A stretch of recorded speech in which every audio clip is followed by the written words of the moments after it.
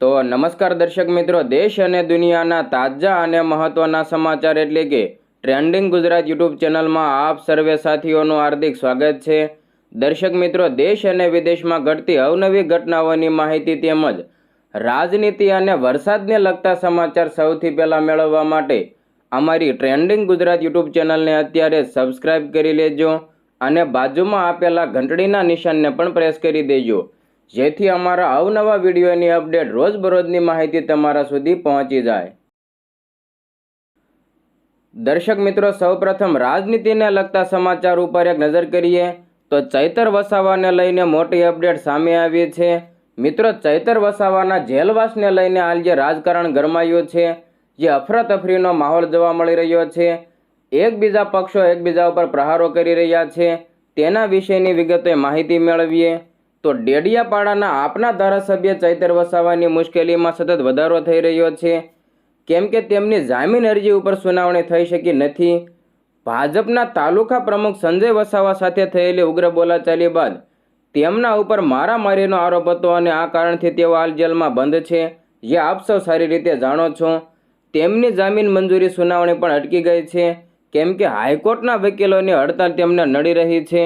ત્યારે ચૈતર વસાવાને જામીન ન મળતા આપ નેતાઓ ભાજપ ઉપર ભડક્યા છે। મિત્રો, ચૈતર વસાવાને જામીન ન મળતા રાજકારણ ગરમાઈ ગયું છે। આદિવાસી સમાજના લોકપ્રિય નેતા ચૈતર વસાવાને જામીન ન મળતા આદિવાસી સમાજ અને આમ આદમી પાર્ટી હવે ઉગ્ર વિરોધ કરી રહી છે। આ મુદ્દે ફરી એકવાર રાજકારણ ગરમાયું છે। લોકો કહી રહ્યા છે કે ચૈતર વસાવાને ખોટા કેસમાં ફસાવીને જેલમાં રાખવાનું ભાજપે ષડયંત્ર રચ્યું છે। હવે લોકો એ પણ કહેવું છે કે ભાજપની તાનાશાહી સામે ચૈતર વસાવા સાથે આખું ગુજરાત ઊભું છે। આમ આદમી પાર્ટી તેમની જામીન માટે તનતોડ પ્રયાસો કરી રહી છે, છતાં જામીન ન મળતા હવે પાર્ટીએ સરકારનો વિરોધ કરી રોષ ઠાલવ્યો છે। હવે પાર્ટીએ ભાજપને ચારે બાજુથી ઘેરી લીધી છે અને આકરા આક્ષેપો પણ કરી રહી છે।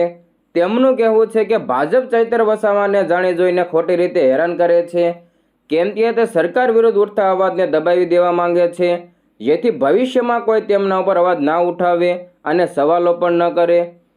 ઈસુદાન ગઢવીના મંતવ્ય વિશે વાત કરીએ તો આ વિશે ઈસુદાન ગઢવીએ જણાવ્યું કે આમ આદમી પાર્ટીના ચૈતર વસાવાને વધુમાં વધુ સમય જેલમાં રાખવા માટે ભાજપે ષડયંત્ર રચ્યું હોય તેવું લાગે છે, કેમ કે જે ગ્લાસ કોઈને વાગ્યું નથી એ ગ્લાસ ફેંકવાના ગુનામાં ચૈતર વસાવા ઉપર અનેક કલમો લગાવી દેવામાં આવી છે અને જેલમાં પણ બંધ કરી દેવામાં આવ્યા છે।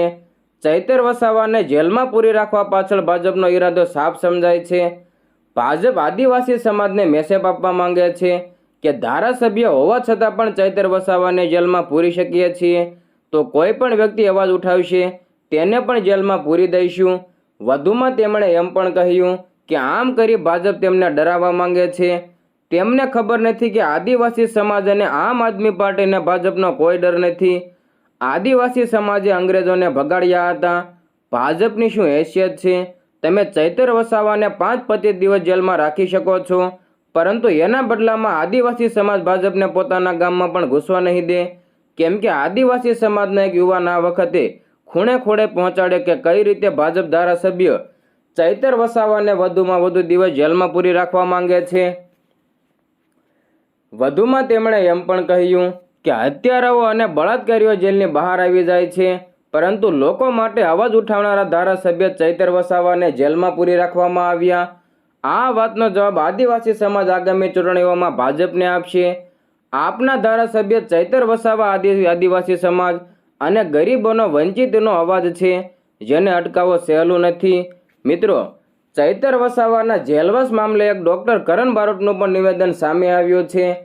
તેઓ કહે છે કે આમ આદમી પાર્ટીના ધારાસભ્ય ચૈતર વસાવા ભાજપના નેતાઓની જેમ પિંજરામાં બંધ પોપટ નથી। ચૈતર વસાવા સમગ્ર ગુજરાત અને આદિવાસી સમાજનો મજબૂત અવાજ છે। તે જેલમાં નહીં રહે, વધારે મજબૂતાઈથી જલ્દી બહાર આવશે।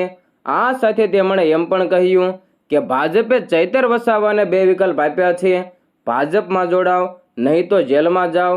જોકે તેમણે આ વાતનો સ્વીકાર ન કર્યો હતો। હવે જ્યારે તે ન્યાય માટે લડે છે ત્યારે તેમના સાથે આવું વર્તન થાય છે। આદિવાસી સમાજ અને ગુજરાતના યુવાનો સાથે અત્યાચાર થઈ રહ્યો છે, તેના વિરુદ્ધ અવાજ ઉઠાવવા માટે ભાજપે તેમને જેલમાં નાખ્યા। આ મામલે હવે ભરૂચના ભાજપ નેતા એવા મનસુખ વસાવાનું નિવેદન પણ સામે આવ્યું છે. તેઓ પોતાની જ પાર્ટીના નેતાઓને કહે છે કે ચૈતર વસાવા સામે બોલો, નહીં તો બધા પતી જઈશું.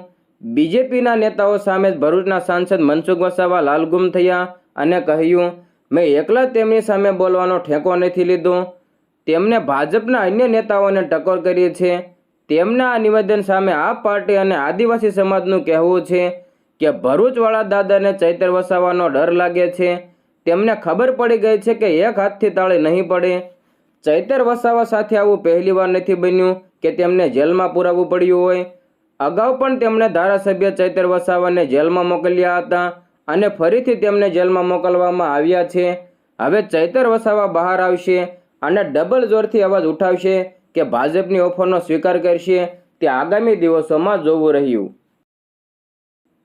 હવે મિત્રો આગળ વાત કરીએ તો બોટાદના આમ આદમી પાર્ટીના ધારાસભ્ય એવા ઉમેશ મકવાણાનું ભાજપમાં જોડાવાને લઈને જે અફવાઓ ચાલી રહી છે તેના ઉપર એક નજર કરીએ તો ગુજરાતના બોટાદના આમ આદમી પાર્ટીમાંથી ચૂંટાયેલા ધારાસભ્ય ઉમેશ મકવાણાએ ભાજપના પૂર્વ કેબિનેટ મંત્રીને શુભેચ્છા પાઠવવાની પોસ્ટ જાહેર કરતા રાજકારણ જાણે ગરમાઈ ગયું છે.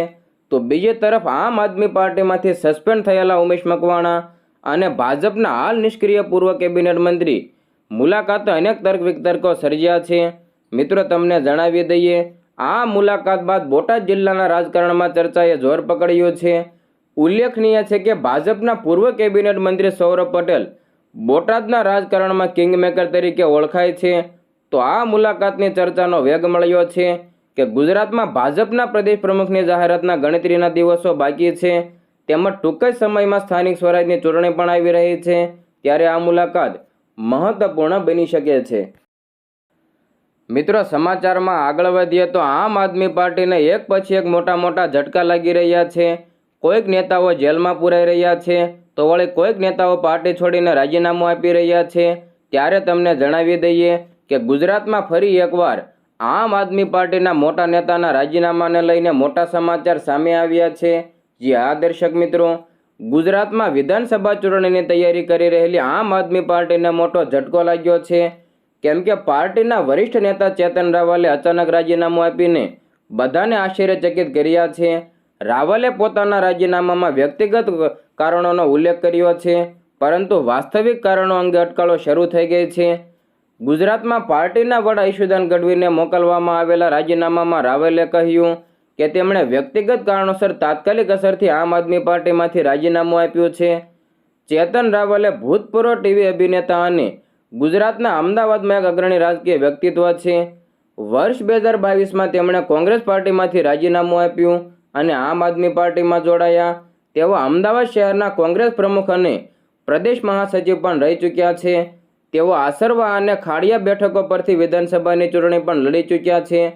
નોંધનીય છે કે રાવલના પિતા પ્રબોધ રાવલ પણ કોંગ્રેસના વરિષ્ઠ નેતા રહી ચૂક્યા છે અને ગુજરાતના ગૃહમંત્રી પણ રહી ચૂક્યા છે.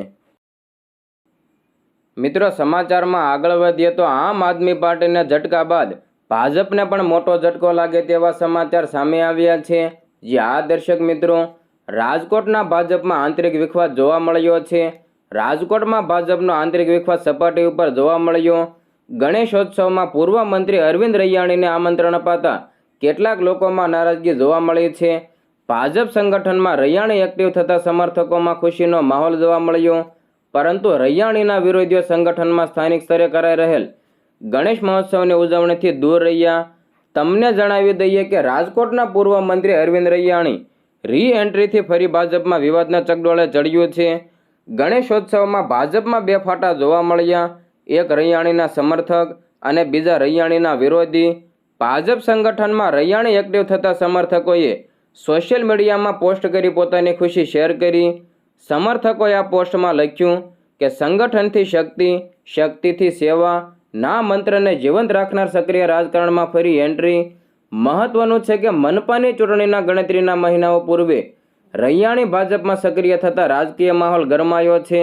મિત્રો, લાંબા સમયથી રૈયાણી ભાજપના રાજકારણથી દૂર હતા, પરંતુ ગણેશોત્સવમાં ભાજપ તરફથી તેમને આમંત્રણ મોકલવામાં આવ્યું. આ બાબત છે કે રૈયાણી મનપાની ચૂંટણીમાં જરૂર કોઈ કમાલ કરશે. જ્યારે પરત ફરવાને લઈને રૈયાણીએ કારણ આપતા જણાવ્યું કે તેમણે પક્ષના આદેશને માન આપ્યું છે, પક્ષ સર્વોપરી છે અને પક્ષના આદેશને ટાળવો કોઈપણ કાર્યકર્તા કે નેતા માટે અશક્ય છે. રૈયાણી ફરી ભાજપમાં જોડાતા 50% નગરસેવકોની ટિકિટ ઉપર ખતરાના સંકેત હોવાની ચર્ચાએ જોર પકડ્યું અને એટલે જ નગરસેવકોએ રૈયાણીથી અંતર રાખવા નગરસેવકોએ ગણેશોત્સવમાં આવવાનું ટાળ્યું. જો ભાજપનો આ વિવાદ સપાટી ઉપર આવતા હાઈકમાન્ડ દ્વારા ડેમેજ કંટ્રોલ કવાયત પણ હાથ ધરાઈ. હવે મિત્રો આગળ વાત કરીએ તો ટીએમસી સાંસદ એવા મહુવા મોઇત્રાના અમિત શાહને લઈને વિવાદિત નિવેદનને લઈને મોટા સમાચાર સામે આવ્યા છે. જી હા દર્શક મિત્રો, કેન્દ્રીય ગૃહમંત્રી અમિત શાહને લઈને ટીએમસી સાંસદ મહુવા મોઇત્રાએ આપત્તિજનક ટિપ્પણી કરી છે. તેમણે ત્યાં સુધી કહી દીધું કે ગૃહમંત્રીનું માથું કાપીને ટેબલ ઉપર મૂકી દેવું જોઈએ. આ નિવેદન મહુવા મોઇત્રાએ બંગાળમાં ગેરકાયદેસર ઘૂસણખોરી સાથે જોડાયેલી કાર્યવાહીને લઈને આપ્યું છે. તેમણે પોતાના ભાષણમાં તર્ક કરતા કહ્યું કે ગેરકાયદે ઘૂસણખોરીની જવાબદારી સંપૂર્ણ રીતે કેન્દ્ર સરકાર અને તેની એજન્સીઓની છે. આ સમાચાર મીડિયા હાઉસ TV9 ભારત વર્ષના અહેવાલ અનુસાર અહીં રજૂ કરાયા. ટીએમસી સાંસદે કહ્યું કે મારો સ્પષ્ટ સવાલ છે કે તેઓ કહી રહ્યા છે કે ઘૂસણખોર ઘૂસણખોર ઘૂસણખોર. અમારી જે બોર્ડર છે તેની રખેવાળી જે એજન્સી કરી રહી છે તે કેન્દ્રીય ગૃહ મંત્રાલય હેઠળ આવે છે. પીએમએ 15 ઓગસ્ટના રોજ લાલ કિલ્લા પરથી કહ્યું કે ઘૂસણખોરી થઈ રહી છે, જેને કારણે ડેમોગ્રાફી ચેન્જ થઈ રહી છે. ત્યારે પીએમ વાત કરી રહ્યા હતા ત્યારે પહેલી પંક્તિમાં બેઠેલા ગૃહમંત્રી અમિત શાહ તેમની વાત સાંભળીને તાળીઓ પાડી રહ્યા હતા.